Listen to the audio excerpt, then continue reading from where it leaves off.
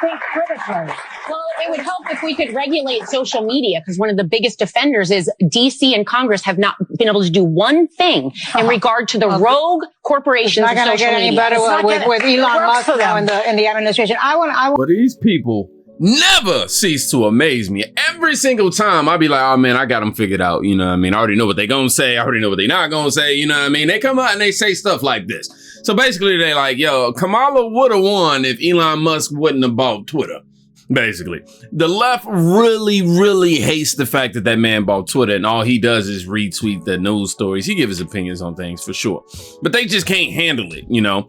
And it's been revealed by ex-fundraising lead from Kamala Harris's campaign that she actually spent $2.5 billion. That's $1 billion more than the, 1.5 originally estimated. Yeah, it's not looking too good. It's not looking too good. Now, y'all remember we did a video with Lindy Li, who was the campaign fundraiser, and she decided she was going to jump ship from the Democratic Party. Now, she went on to Fox News since then, and it says former Kamala fundraiser loses it. Rips Harris for wasting her money on oligarch and billionaire Oprah Winfrey. For all, and also Al Sharpton and all them. Lindy has left the Democratic Party after they lit her money on fire. Lee says she was treated better by the Trump team than the Harris team, who bribed people like Al Sharpton with her money. Quote, they essentially set $2.5 billion on fire. We still haven't gotten any answers as to why Oprah, a billionaire, got $2.5 million through her production company. And I'll leave the rest of the quotes to Lindy herself. Let's check it out. Ashley, Merry Christmas. It's wonderful to be with you. Merry Christmas. This has been a long time coming.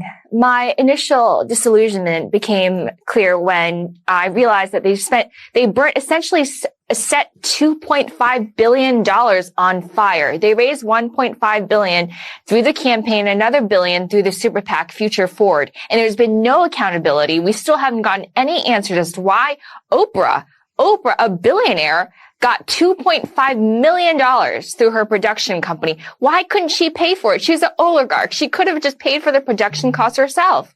She could have, but why not? You got somebody just throwing you some free millions. Hey, I'm Kamala Harris. This woman literally had sets rebuilt. YouTubers or influencers sets rebuilt because she didn't want to travel to their actual location. She spent, I believe it was this one set where she spent about $250,000, like $250,000 on a set that could have been built in maybe $3,000. And not to mention the fact that they spent $450,000 putting Kamala Harris's face on the sphere. Now tell me why that would be helpful. Tell me how that would help her win. Obviously that was utter failure.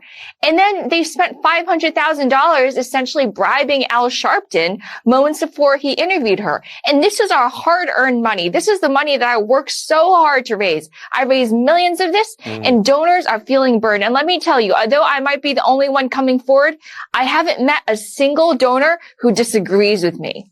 Oh, word? You got some super PAC donors back there, some deep state donors back there, like, what? I don't know. I don't know how I feel about that. I don't know. I don't really know. I'm over here celebrating a little too quickly. I'm just happy that, you finally come to terms. You seem pretty cool, Lindy. So what's been the response, Lindy, since you made your announcement? Vitriolic. And they say they're not a cult, but look at how they behave when one of their own dares to think for herself. The excommunication, the defamation, the public shaming, the boycott campaigns, the psychological terrorism. I no longer have comments on any of my social media because it's just too much. I don't need that. It's just endless. And as soon as you step out of line, they will get you. Yeah, man, and that's the scary part because I was one of them people who are afraid to step out of line for that reason. The religious sort of mindset about politics. It was, if I'm black, I gotta be a Democrat, and going against that is like questioning God. Literally, that's how they made it seem. Yeah, that is clear. So what's next? Are you going to turn Republican, independent? What's next for you? This all has been so fast for me, and actually someone scooped my own exit. Some random person on Twitter got 3 million views saying that Lindy Li is going to exit. I couldn't even own my own departure.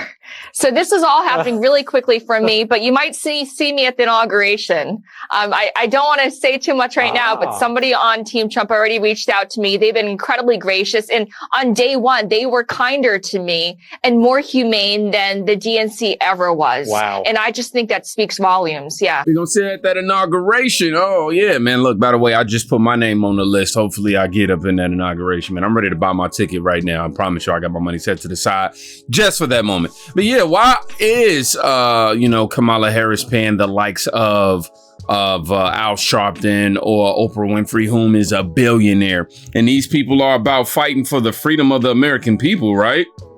Right? Nah, man, they trying to enrich themselves, dog. And on top of that, you notice how as soon as this woman said Lindy, that is, she left the Democratic Party, just how vicious and vile they treated her, just how nasty they were towards her, but how she's being embraced by the Trump team. Already. How did she lose all of that money? Man, I'll tell you what, I feel like she was enriching herself in some kind of way. I can't put my finger on it. I can't tell you how, but she was enriching herself in some sort of way. Maybe funneling it through them. She probably told Oprah, hey, look, I'm gonna give you this $3 million, but you know what I'm saying? I need you to take it out your account, give it to me. You know what I mean? We just gonna, and then it also speaks to the integrity of these Hollywood superstars or entertainers. You know what I mean? Like, first of all, if you're looking for your political, advice or your political, confirmations from an entertainer, you're already doing it wrong. You shouldn't do that. But second of all, man, the fact that these people have the platforms and they always talk about championing the Democratic Party and they sitting here getting rich off of it. Imagine having ideas so bad you have to pay rich folks millions of dollars to pretend to like them. Like, come on, bro. Like, I'm just saying they are turning on each other and pointing fingers right now, too. There's going to be a lot of that for the Dems moving in 2025. Somebody said that they still don't trust her, Lindy, that is. And if Kamala had won, she wouldn't be saying this. And she's trying to claw back by switching sides in hopes of gaining a new popularity. Give it some time before taking it seriously. Now, I'll just say this. Everybody has to have a wake-up call. Mine was in that Uber ride. And if y'all don't know what I'm talking about, go to the pinned video on my channel. You'll get that full story. Hers was, I'm pretty sure she said she became disillusioned, after she started realizing where that money went. But I'm pretty sure it was right before that. She spoke about how the Democratic Party only didn't treat her with a lot of dignity. And then on top of all this, Oprah Winfrey is on video claiming that she got nothing. That she got nada. But these people wonder why they losing. They wonder why they losing. Now, here's another video, kind of not completely unrelated, but a former Clinton advisor and former California state senator warns the Democratic Party is on the verge of collapse. Let's go ahead and hear her out real quick. Christmas cheer is coming early this year, I'll tell you that. I believe that in history, we are seeing a major inflection point, the complete collapsing of the Democratic Party. This party refuses to recognize that it has lost its way. It's a chapter. It's, gone with the wind. And basically, we are seeing the end of this. Whether a new party emerges, that will wait to be seen. Well, that's not good. Politico with this headline. New research shows the massive hole that the Dems are in. Even voters who previously backed Democrats cast the party as weak and overly focused on diversity and elites. Our power panel now, Gabriela Baraspi, Latino Wall Street founder and CEO, and Doug Schoen, former Clinton advisor. We're happy to hear that the former president is feeling better and is going home. But the party still seems to be ailing. Is this just a temporary setback, Doug, or is something really rotten in Denmark? Well, I think, first of all, we're all happy that President Clinton, who I worked for, as you said, John, is going home. But this is a systemic problem, as the interviews you reported suggest. And it's greater than just woke or DEI. It goes to the economy, the cost of living, inflation, the budget. When Bill Clinton was president, I was working for him. We cut spending. We balanced the budget. We ran a surplus. Now the Democrats have created the greatest deficit in history, and it's ultimately what cost Kamala Harris and the Democrats control of the White House and the Congress. We need a fiscally prudent Democratic Party that focuses on people's economic concerns, does a bipartisan deal on the border and immigration, gets tough on crime, and makes it clear that we stand for traditional cultural values. Unless we do that, the party's history is limited. I remember the end of the Clinton administration when the big discussion is we're going to pay off the debt. We have a plan to pay off the debt, but what are we going to do when we stop issuing T-bills? They don't have to worry about that anymore. No, we don't. We got lots of T-bills out there. Gabrielle, Yes, I want we to do. talk to you about this. This is another excerpt from that Politico piece. When asked to compare the Democratic Party to an animal, one participant compared the party to an ostrich because, quote, they've got their heads in the sand and are absolutely committed to their own ideas, even when they're failing. Another likened them to... I ain't gonna lie. Whoever wrote that just took the whole Democratic Party out, bro. Koalas who are complacent and lazy about getting policy wins that we really need. So if they were an animal, what animal would they be, Gabrielle? Wow, that's a really good question. I'll tell you this. The Democrat Party, I cannot recognize it. I'm a former Democrat. I voted for Hillary Clinton. I was all about women empowerment and what she stood for. And all of a sudden, I cannot recognize what this party has become. Latinos voted in this election with their wallets. We didn't vote for pronouns. We voted for our paychecks. We voted for safety. We voted with our Catholic values. And the Democrat Party does not represent that. So it's become something we don't recognize, we don't identify with, and they've really lost us. Like Kennedy says, the party left us. And this is why we have to thank Biden and Kamala Harris. Yes, I know, right? It's not much that we could ever, it's not a day that you thought you would see come where you would be thanking Kamala Harris and Biden for something. But we have to thank them for the awakening of America. If it wasn't for these two people getting in that office and ruining everything the way that they ruined it, bro, I don't believe that people would have woke up as fast as we have this year.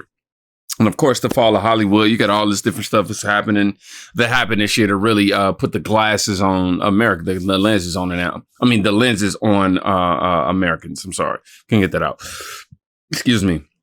But Colin Rugg just posted yesterday, Teamsters president says Kamala Harris could only answer 3 of their 16 questions before arrogantly saying she was going to win, quote, with or without you. And now is being deemed the worst candidate in history. Sean O'Brien says Harris waved her finger in their faces before that incident. Let's check it out. So we give 16 questions 2 weeks in advance, the same 16 questions to each candidate. So, you know, RFK answered all 16 questions. Probably most of them didn't answer them how we would like them to answer them, but they answered them. Joe Biden came in and he answered 5 of them. Donald Trump answered all 16. And then when Biden drops out of the race, but prior to Biden dropping out of the race, he's in the race around June or May. One of my vice presidents, a woman named Joan Corey out of my local, she sits on our general executive board, was at an event, with, Vice President Harris. And, you know, they're going through the line to get the picture, and Joan introduces herself to, Vice President Harris, says, I'm Joan Corey. I'm on the general executive board for the Teamsters. She goes, Teamsters? You better get on board. You better get on board. Better get on board soon. Says it to my vice president. To her face? To her face. So she comes back. We have the meeting the next day. Damn. And she tells me this. I thought I was arrogant. That's really arrogant. So she tells me this.